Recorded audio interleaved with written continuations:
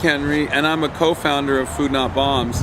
And I started working against the globalization of the economy back in even in 92 and 93 when it was first proposed to have North American Free Trade Agreement. And at that time it was kind of a crazy thing because Pat Buchanan and the John Birch Society were the only ones that were like talking about that. And so people assumed that you were a right-wing nut if you were against the globalization of the economy. And it wasn't really until the Zapatista had the uprising in January 1st of 94 that it became that got rid of that whole like right-wing idea that somehow that it was all about national sovereignty rather than like defending the rights of workers and defending the environment and that kind of thing that was really actually ultimately the most significant negative effects of globalization. And I had friends in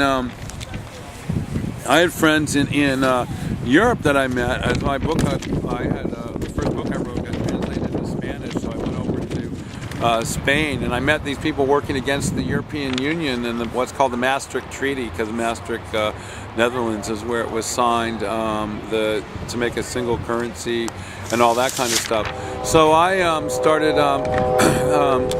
I actually organized a tour called the Unfree Trade Tour, where we went all around the United States and Canada advocating that if the WTO, World Trade Organization, had a summit in the U.S. or Canada, that we go there and block it. And the issue was that we're trying to teach people that there'd be free, no tariffs and stuff, and products can move around, but people couldn't move around. That it would drive wages down, and like NAFTA, where factories first moved to a free trade zone along the U.S.-Mexican border, that it then moved to overseas to Vietnam, Philippines, China, and it drove the wages down. And even today, we have a classic case where Maytag is shutting down probably the last of its manufacturing in the United States in the last 3 days, and moving it overseas. And like in Arkansas, like 1,000 good-paying jobs were just lost. Absolutely. And it's like, oh, we don't care about that. Somehow that's all no problem. So I was over in Iceland, and I'd been getting originally these emails from kids in Iceland, and they'd have like little clips to English language newspaper articles about how people thought it was so weird that why was Food Not Bombs feeding people in when we have all this money. And the thing about Iceland was originally, after World War II, it actually got most of its funding through the U.S. by having a military base there because it was a strategic location in the Cold War. But then, in the base closing period under Clinton, that got shut down. And as a number of things happened under Clinton, not only did they shut that base down, but he signed NAFTA. He got us into the World Trade Organization. He did away with Glass-Steagall. He did the crime bill. He kind of devastated the United States economy, and by doing that, and the current housing foreclosure crisis is directly as a result of the Clinton administration's policies. And so they were used to having money, being financially secure in Iceland because of this huge input of billions of U.S. tax dollars. And as a result, they also invested in the U.S. housing market, their banks. And their banks ended up in 2008, they suddenly were going bankrupt because all their investments were in the U.S. market. And they had actually borrowed a lot of money also from the Bank of England and from Norway. And they were in trouble, and the currency was collapsing.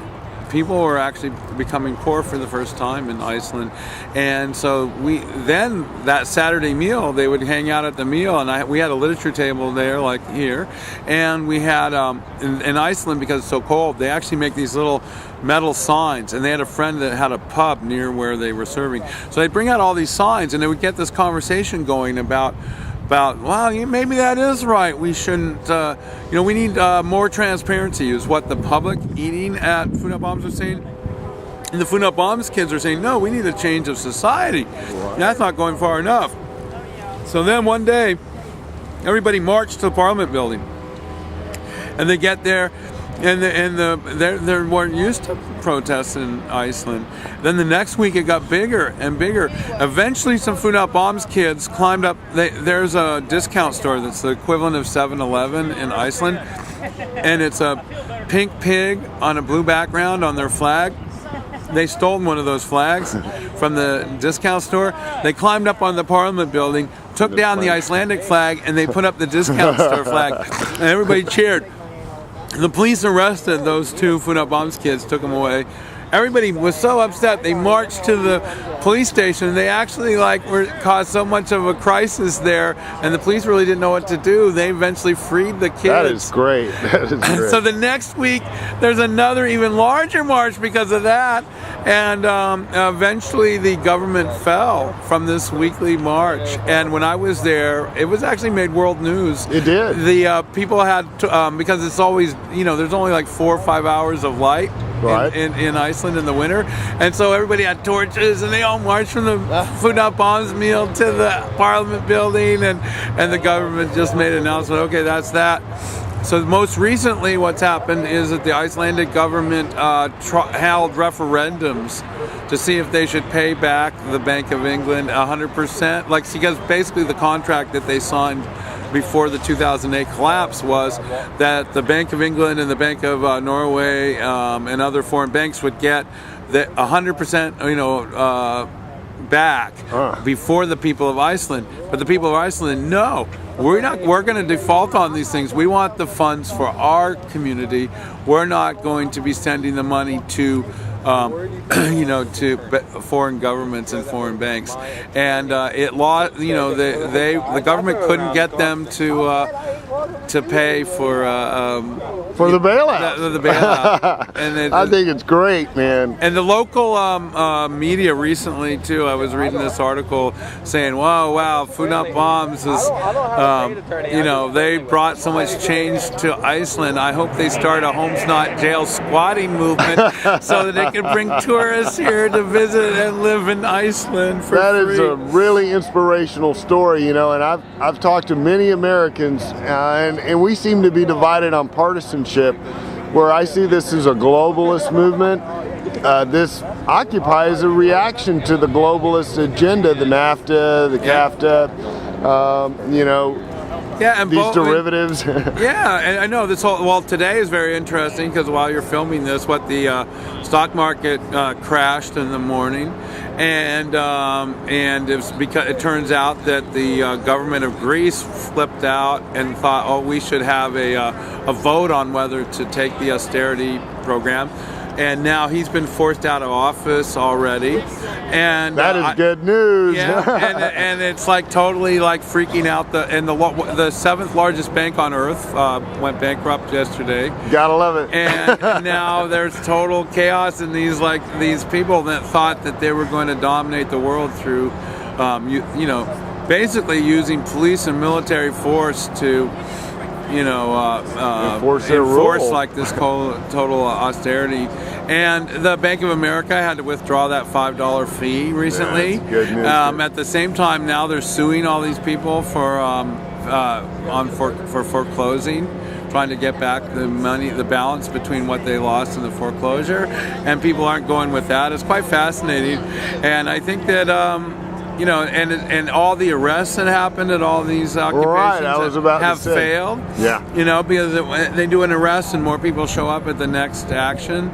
And a judge ruled that Nashville, because they made a law curfew 2 weeks into the occupation, and then went out to enforce this curfew that had no public comment, was not even a part of democratic debate. So they're trying all these undemocratic means to control things, and when our movement is about bringing democracy and the people to the table, so that it's not all just corporations. I have a question. I'm really fascinated how the protests moved from actually protesting to putting bankers in jail, and I'm really excited about that idea here in America.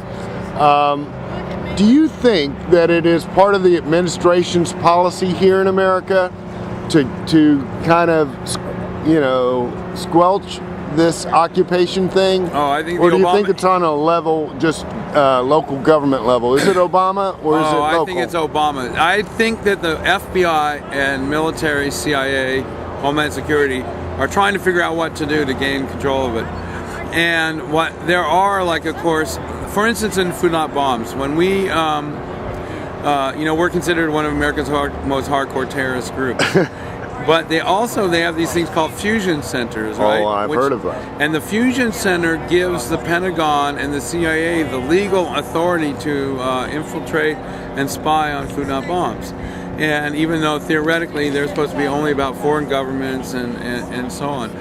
So I'm sure the issue is that they, even though they were heavily spying on Food Not Bombs for now 30 years, they somehow never got that there was this undercurrent of this occupation movement that was always being discussed, and you know, there was like telegraphed for years that we were going to try to do this. Yeah. And somehow what they were doing was that my belief is that the FBI and CIA, they were thinking in this other dimension that there's this big secret thing happening and they're concealing it and we can't figure out what it is, and they weren't watching the fact that it was actually overt and public and in transparent their face all the time. And as a result, they got caught, you know, with their pants down, and they don't know really what's happening now, and they don't know how to get it back on track. And of course, the Democratic Party hates it just as bad as the Republican Party, right? And Obama knows that they aren't really getting all these Obama supporters out of this. You know, you can see how, like in the Obama emails, they're more and more desperate per day. You know, like they were offering, like, for $50 donation, you could go to a meal with Obama or some crazy thing. That got down to $3.50. Yeah, I think he should personally pay us, but you know. Yeah, but it shows us how desperate that they are. They don't know how to get ahead of the, you know, occupation movement. They don't know the people that are out at the occupations were the ones, like 4 years ago, out trying to get him elected. Exactly. And now they're like, well, no, that's not working. We're now going to be occupying, and it's become really clear that you know, his base has just become a protest movement on the streets against, you know, and he hired Geithner, and he hired Summers, Rubin, and he hired all these Monsanto people into the food stuff, and so he basically brought the corporate America into power, and that was it. So to get involved in organizing a rebellion with Food Not Bombs, you can go to foodnotbombs.net. And we'll just keep doing this even way beyond the occupations for another 30 years. Thank you so much. Cool, thanks, man.